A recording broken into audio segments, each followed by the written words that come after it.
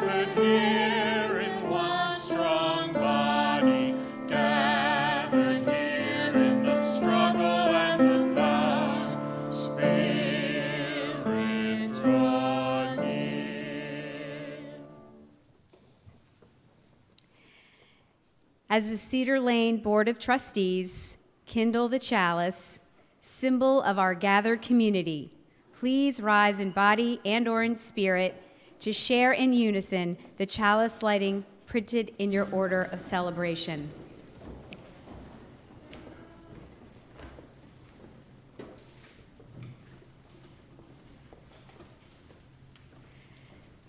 Today we gather like water. Today, we gather to celebrate being enough.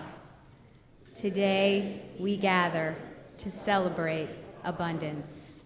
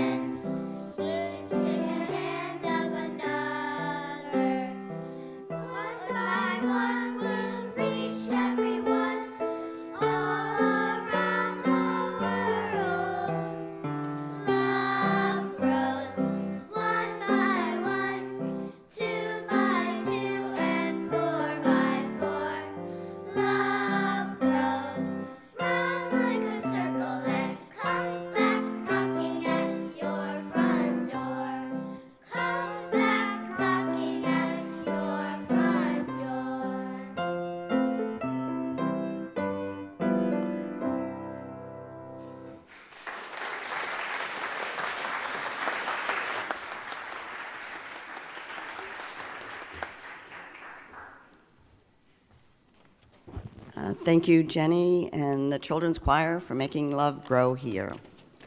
I am Peggy Jackson, President of the Board of Trustees with laryngitis.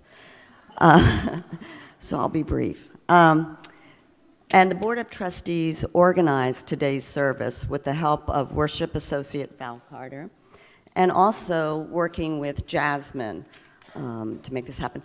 And I want to take a moment to point out the flowers that Chris Graham arranged for us. I think they're stunning.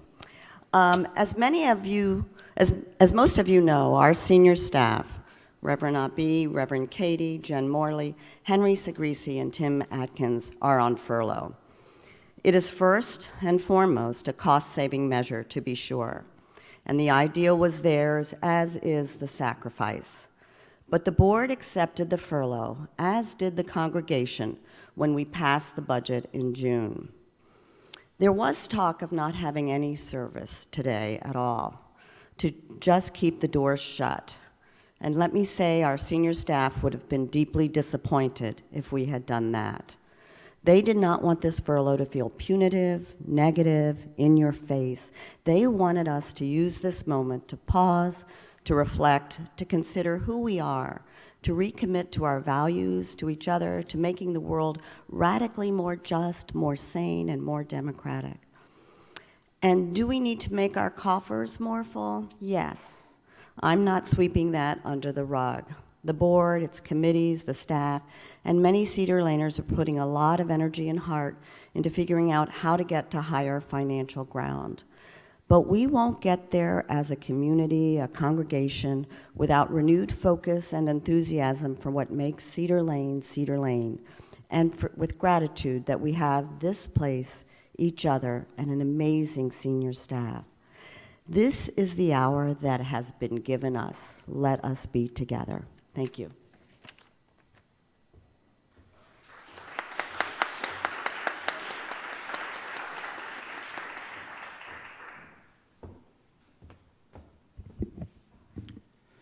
Good morning, everyone. My name is Rajendran. Thank you, Peggy, for your leadership. So today I'm going to do a reading for you, and I'm happy to be serving on the board and to be part of Cedar Lane.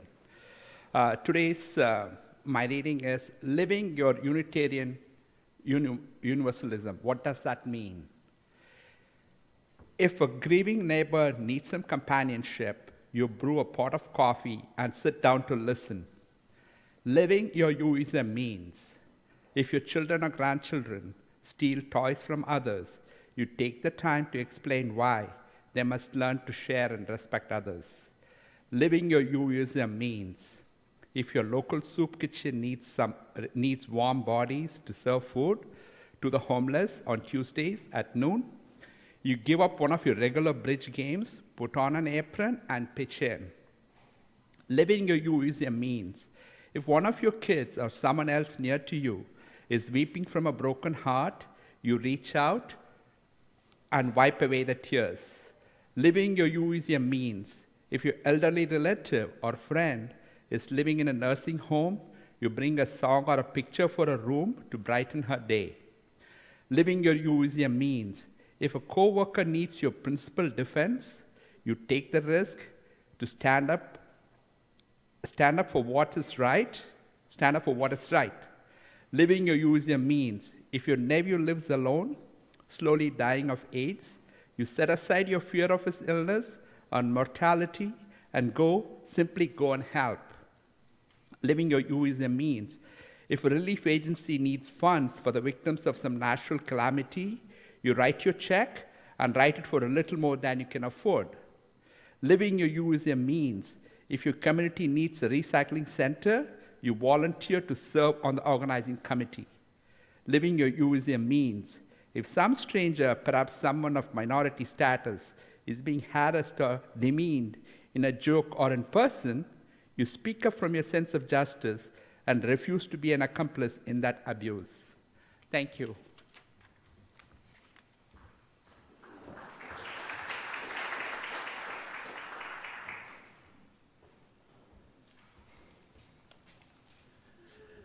Hello, good morning. My name is Jack Welch. I'm a member of your Board of Trustees. One of the best services Cedar Lane performs is religious education for our children and for adults in programs like Soul Matters. I particularly enjoy RE for our young people. I've been privileged to teach the 6th grade, where we introduced our youth to the core teachings of religions from Islam and Catholicism to Buddhism. After staying in the 6th grade, staying back in the 6th grade for several years, I was finally promoted to the 7th grade, where we talk about social justice and how our youth can work for their beliefs. I hear a lot about this younger generation having no responsibility, no values. I have worked with these youths, and let me tell you, they are amazing, smart, thoughtful, well-informed, and caring. They are our best hope for the future. Advertisement: if you are looking for an enriching experience, volunteer to teach. We have invited some of these students to say a few words about what Cedar Lane RE means to them. If you guys want to come forward.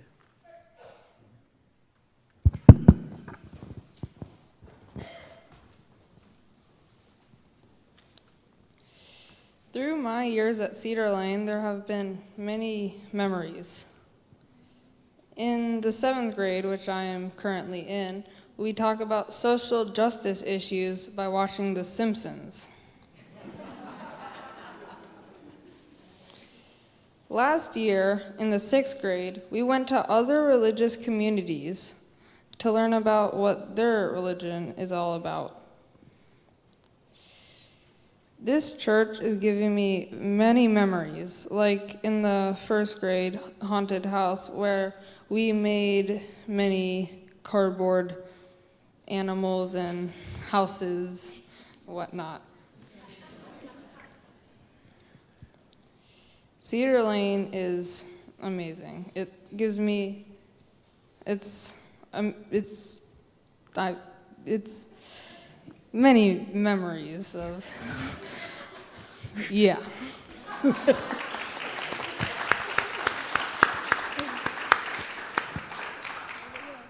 I really enjoy being a part of this community at Cedar Lane because everyone is so kind and caring, and everyone's so open. This year, we have been doing a lot of The Simpsons, which is really fun. And also, we just talk about a lot of things, like issues in our world and things that we want to improve. And we've come up with some pretty good ideas, and it's just really fun working with everyone.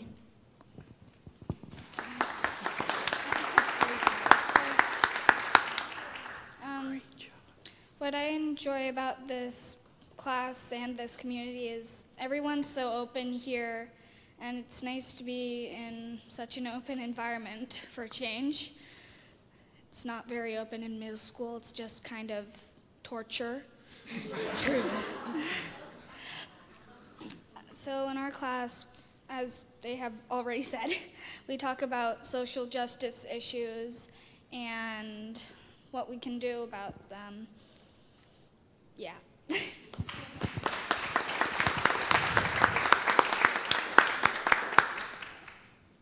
In religious education, we talk about social justice, and we talk about what we can do to try to help it. It's like,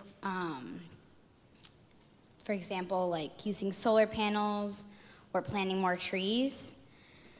I really like religious education because it's much better than middle school, in my opinion. Middle school is very, makes you very tense, and it makes you really pressured with homework and tests, and I hate it. But coming here, we talk about it, and I feel much more relaxed. I really enjoy it, and I want to say thank you to my teachers and friends and my parents with helping me through it. So, yeah. And one more thing. right now, us 7th graders are doing a gift wrapping outside in the lounge. And if you buy jewelry, we will wrap it for you, and we collect donations and give it to a charity of which we choose. So, yeah.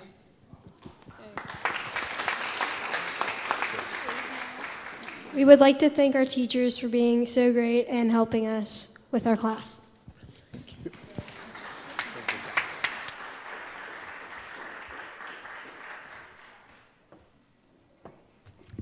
So are you 7th graders staying for the service, or are we singing you out? You're singing you out. All right, everyone, please join us in singing hymn number 118, This Little Light of Mine.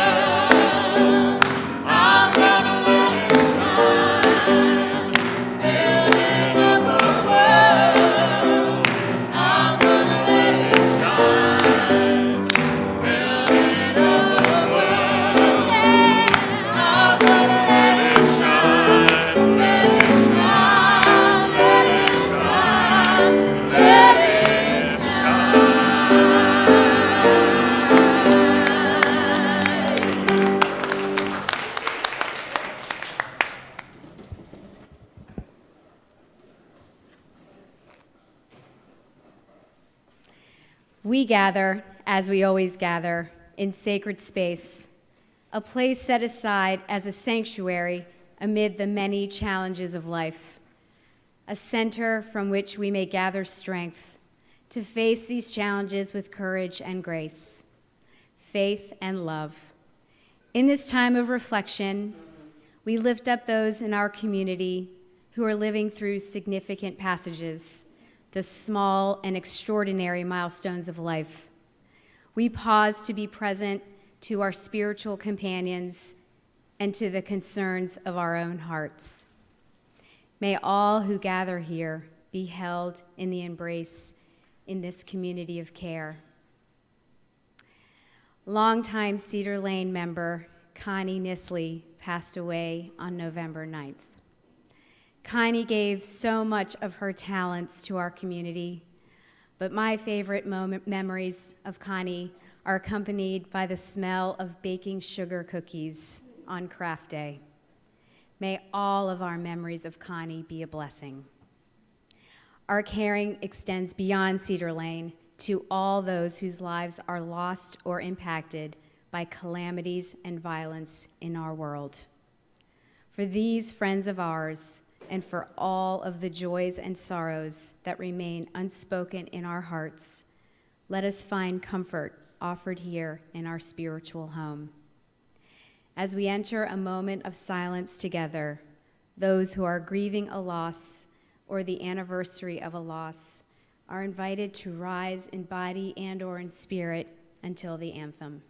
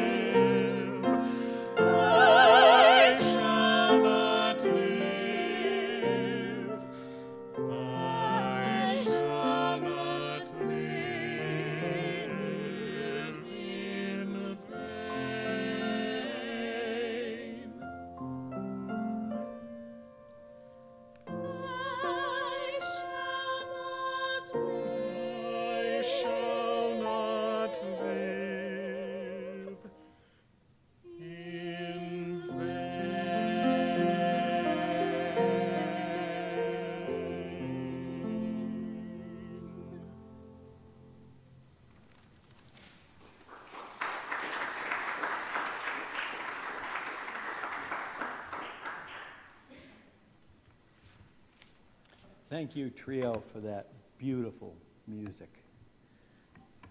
My reading is Choose to Bless the World by Rebecca Parker. Please adjust the microphone. Your gifts, whatever you discover them to be, can be used to bless or curse the world. The mind's power, the strength of the hands, the reaches of the heart, the gift of speaking, listening, imagining, seeing, waiting. Any of these can be used to feed the hungry, bind up wounds, welcome the stranger, praise what is sacred, do the work of justice, or offer love. You must answer this question: what will you do with your gifts? Choose to bless the world. The choice to bless the world is more than an act of will, a moving forward into the world with the intention to do good. It is an act of recognition, a confession of surprise, a grateful acknowledgement that in the midst of a broken world, unspeakable beauty, grace, and mystery abide. There is an embrace of kindness that encompasses all life, even yours. And while there is injustice and evil, there moves a holy disturbance, a benevolent rage, a revolutionary love, protesting, urging, insisting that which is sacred will not be defiled. Those who bless the world live their life as a gesture of thanks for this beauty and this rage.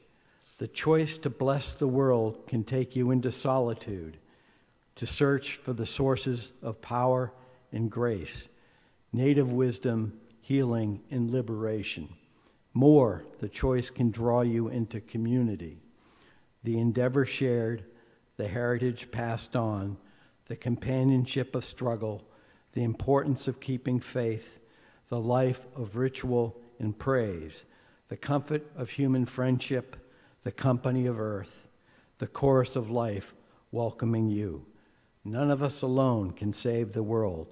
Together, there is another possibility awaiting.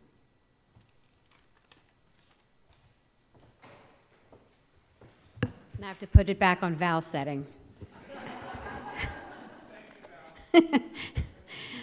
All may participate in the life of the congregation with the gifts of their minds and hearts, their skills and time, their wisdom and their vulnerability, the gifts of their livelihood and the gifts of their commitment. Whether on Sundays at this time, whether by electronic means or gifts in a plate, we offer of ourselves to make community happen. The offering to sustain the mission and ministry of Cedar Lane Unitarian Universalist Church will now be given and gratefully received.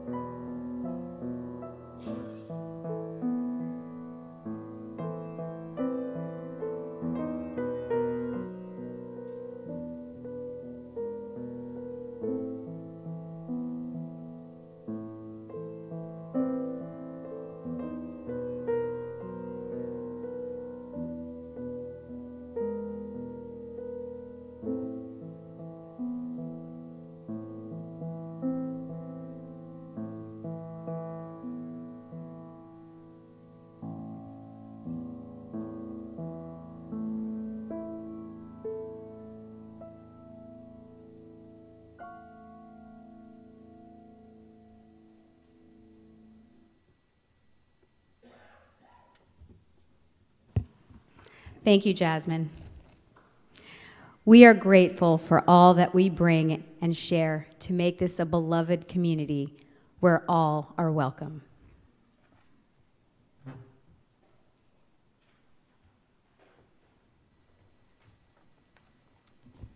Good morning. My name is Becky Lupus. I am a member of your board of trustees. I'm going to read some words by John Wolfe, who's a minister emeritus of All Souls Unitarian Church in Tulsa, Oklahoma. I've changed a few words, pronouns, and I've changed church to congregation for our reading. So why support a UU church? There is only one reason for joining a UU congregation. That is to support it. You want to support it because it stands against superstition and fear, because it points to what's noblest and best in human life, because it's open to people of whatever race, creed, color, or national origin. You want to support a UU congregation because it has a free pulpit, because you can hear ideas expressed there which could cost any other minister their job. You want to support it because it's a place where children can come without being saddled with guilt or terrified of some celestial peeping Tom, where they can learn that religion is for joy, for comfort, for gratitude, and love. You want to support it because it is a place where walls between people are torn down rather than built up, because it's a place for religious displaced persons of our time, the refugees from mixed marriages, the unwanted free thinkers, and those who insist against orthodoxy that they must work out their own beliefs. You want to support a Unitarian Universalist congregation because it's more concerned with human beings than with dogmas, because it searches for the holy rather than dwells upon the depraved, because it calls no one a sinner yet knows how deep is the struggle and how great is the hunger for what is good. You want to support a Unitarian Universalist congregation because it can laugh, because it insults neither your intelligence nor your conscience, and because it calls you to worship what is truly worthy of your sacrifice. So thank you for supporting your Cedar Lane congregation.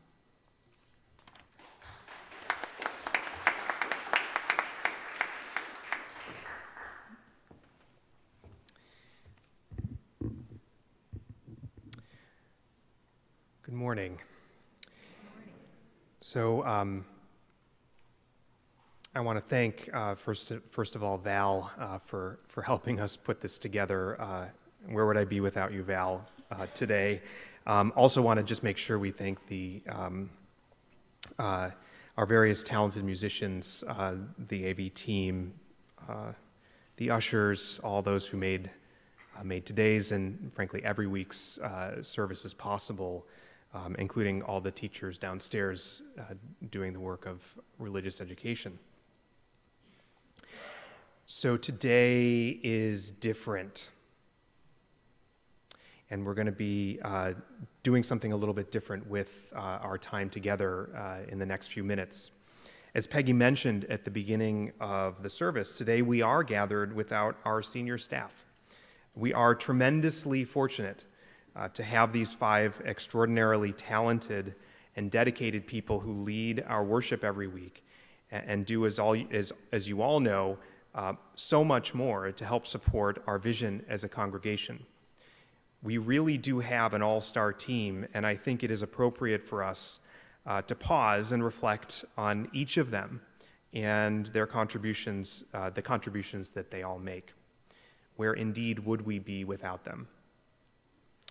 And I can tell you one thing, which is that having helped plan for just this one service, I am amazed that they can pull it off every week and do so with aplomb and grace and do all the other things that they are called to do as part of our community here. So in partnership with the senior staff, the board decided today that in the spirit of who we are as a board, namely those who try to understand and represent our congregation here as a whole, we could look at this as an opportunity to engage in a way that we rarely do. Today we have an opportunity, as we are congregated here, to meet and discuss what we are called to do today. And to do that, we have a simple question for us all to think about and share some reflections on as we gather in smaller groups. That question is, what does it mean to be our congregation at Cedar Lane in these times? What does it mean to be our congregation at Cedar Lane in these times? And here's what we're going to do. It's different. We are going to be unorthodox, as we are called to do, I think, sometimes. We are going to invite you to form some small groups with about 3, 4, 5, 6 people or so of your neighbors, somewhere in that range. We're inviting you to take about 5 minutes to reflect on that question that I asked a few minutes ago. What does it mean to be our congregation in these times? We have many board members in attendance, as you saw earlier today, They will also join as many of those small groups as we have people to do. There may be some groups without a board member, but that's fine. At the end, we'll gather a few interesting comments from some of those facilitators and from the groups.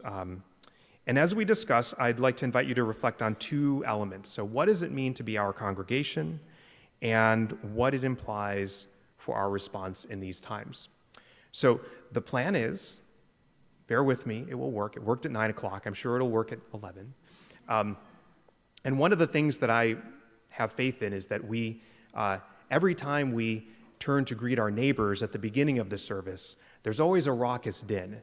And I expect that full energy will be brought to our conversations now, to the point where it will be hard to actually conclude them. I'm sure that will be the case. So in any case, let's take 5 minutes, introduce yourself to your neighbors, and reflect, just ideas. There's no quiz at the end. It's just a conversation to have about these two questions. Again, what does it mean to be our congregation? And what does that mean for what we do in these times? So let's take 5 minutes and we'll have a chat.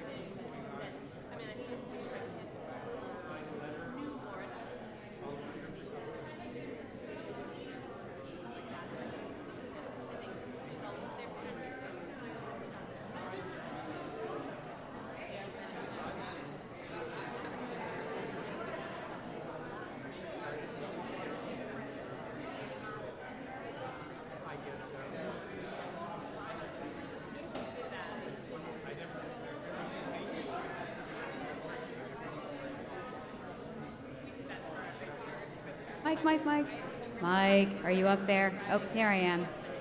I see a lot of nodding and laughing. So, what do you think, Nate? Couple more minutes or? Let's do 30 seconds. 30 seconds, everyone.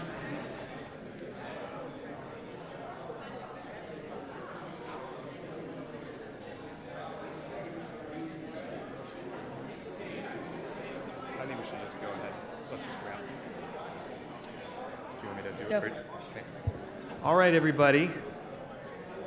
All those fascinating, interesting conversations, I am sorry to be the one to cause them to come to a conclusion, but that is my job.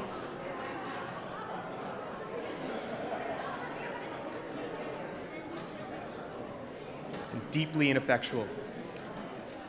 That is fine. All right, everybody.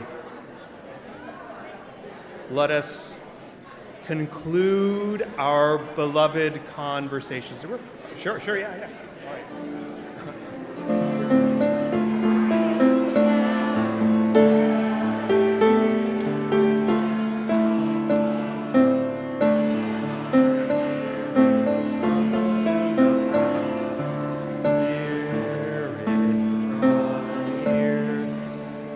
Excellent. Thank you, everybody. Okay, so I hope you've had some good conversations. I certainly can say our group was great, had some good stuff, and I heard a little bit as I was flitting around. But what we're going to do is take just a few minutes and have some reflections from some of the small groups. So what came up in your group that resonated? What came up in your group that was interesting or kind of tapped into something that you think is bigger that you'd like to share? So what we'd like to do is we have a roving mic somewhere that Lynn will be carrying around and would love to have very short, one-sentence summaries of all the interesting things that happened. So just like think of yourself as 15 seconds or so. But do we have any, maybe some hands of people who, I see Joe right there. So we'll start there, and then we can.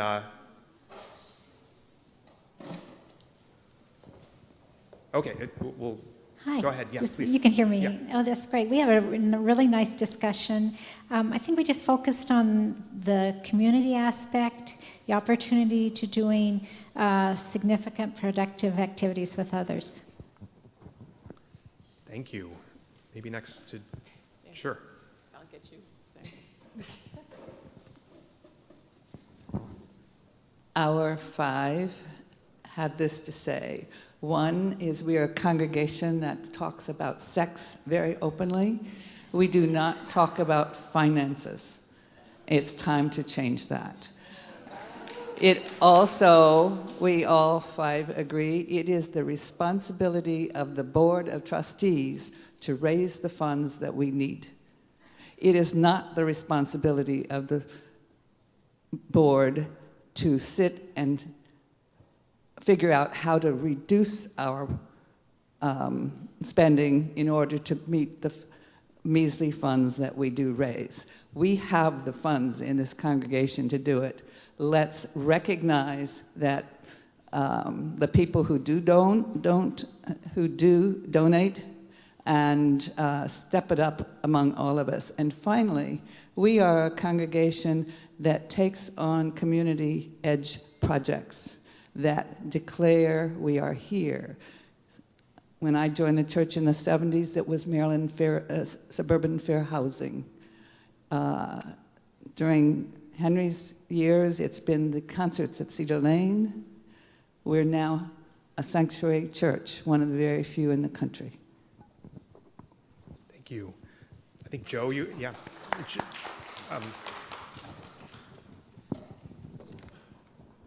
Hello? We had a conversation centered around gratitude, inclusiveness, and hope.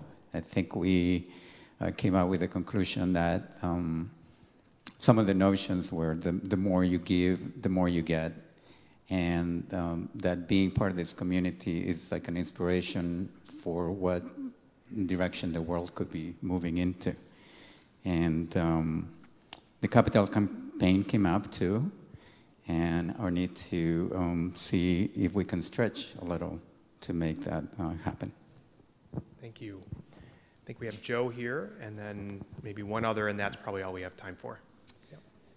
Our group focused on community and the idea that while we all may gather together on Sundays, we don't have often enough an opportunity like the one we had today to talk to one another about how our community should work. And I'm struck by some of the conversations that other groups have already mentioned. So I think our group's consensus was, let's do this again every once in a while.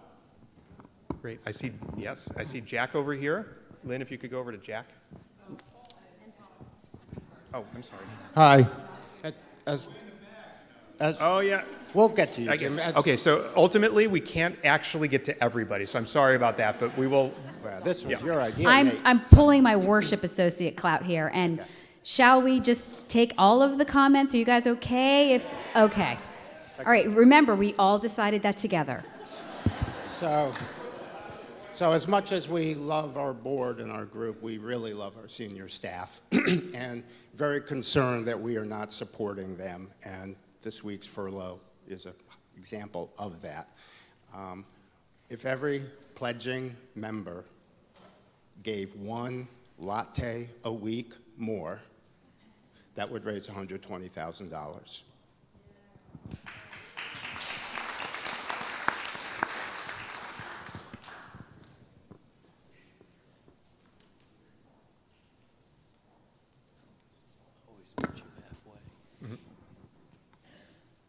Our group had some folks that are coming here for the first time and some people that have been here for 60 years, I think. Yeah, is that better? Yeah, our group had some folks that are visiting for the first time and at least one person that's been here for 60 years and grew up in Cedar Lane.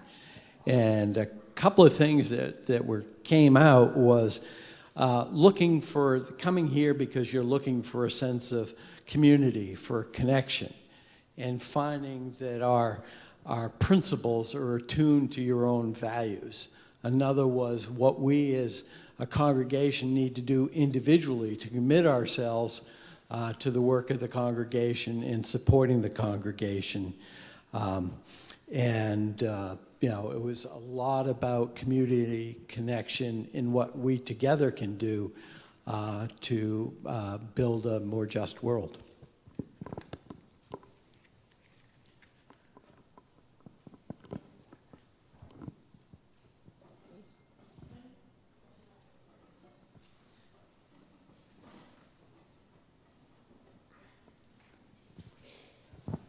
Hi, I'll be very quick. What they like about the church is openness, welcoming nature, the connections with people, but what they wanted was the church needs to be more diverse.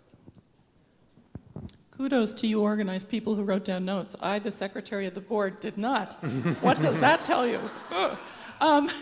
We talked about community and the responsibility that we have as a community here in the district area, and we really are on the edge of everything that's happening, and that does bring with it some responsibilities. I love the word hope that came up. I mean, I heard that sentiment in our group. We didn't use the word.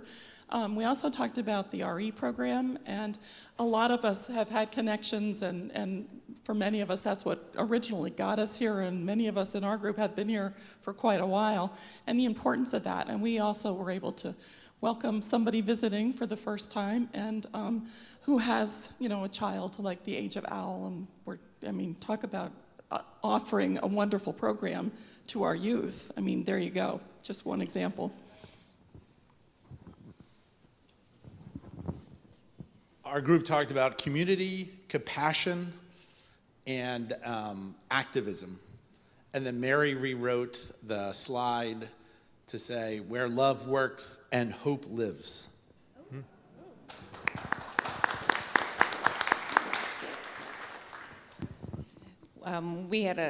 We talked about standing up for what is right, and also the importance of coming here for your individual strengthening of your own personal spiritual life, and how that you can give back better outwardly when you're in a better spiritual place inwardly. Anybody else?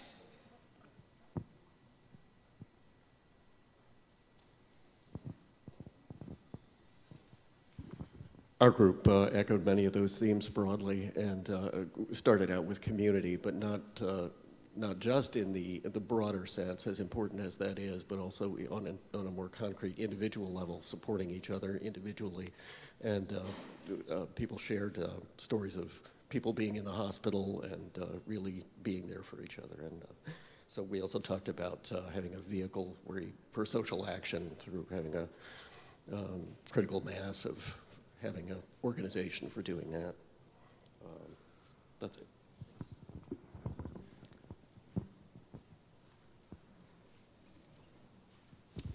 I think the only thing that we would add to this was that last part of the question. In these times, and we talked about the existential threat, perhaps the largest threat to society and the world and democracy and science and all of these things that for centuries have been a core part of this country, and they are being threatened probably more than they have ever.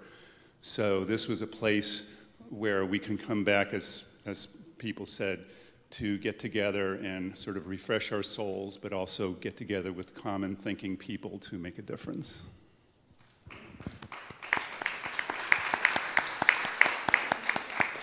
Great. I think looking around, I see that is it. So thank you, everybody. Yes, thank you. So thank you. So members of the congregation, that is us.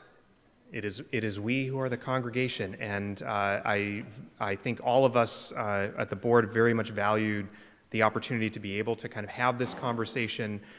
We also want to invite us to think about this not as just something that happens between 11 and 12 today, but as an ongoing conversation that we are having with each other, regenerating those ideas, regenerating what our vision is for what we can do together over coming weeks, months, and years. So let's just always remember that element of it.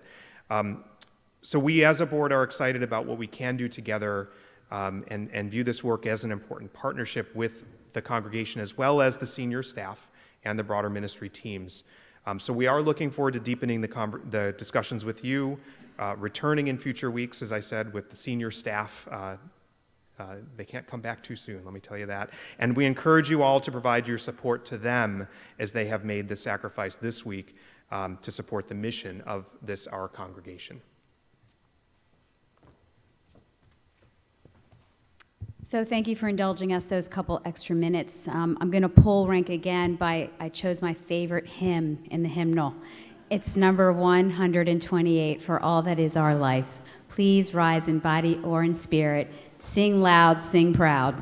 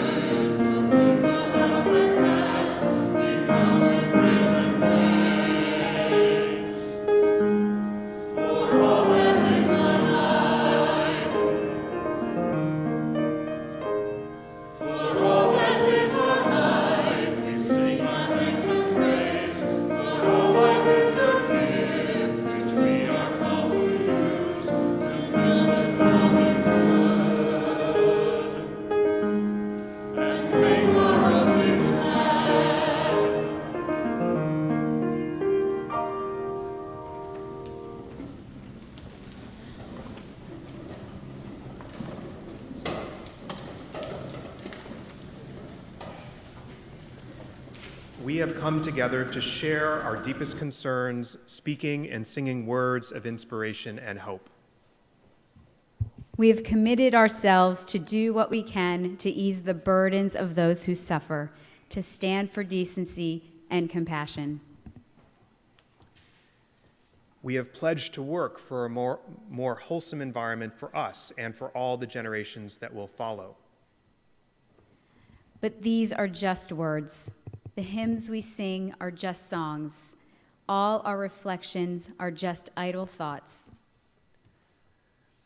But when we convert them all into loving and responsible action throughout the week, then and only then will this become what we want it to be, a time of worship. Please remain seated for the postlude.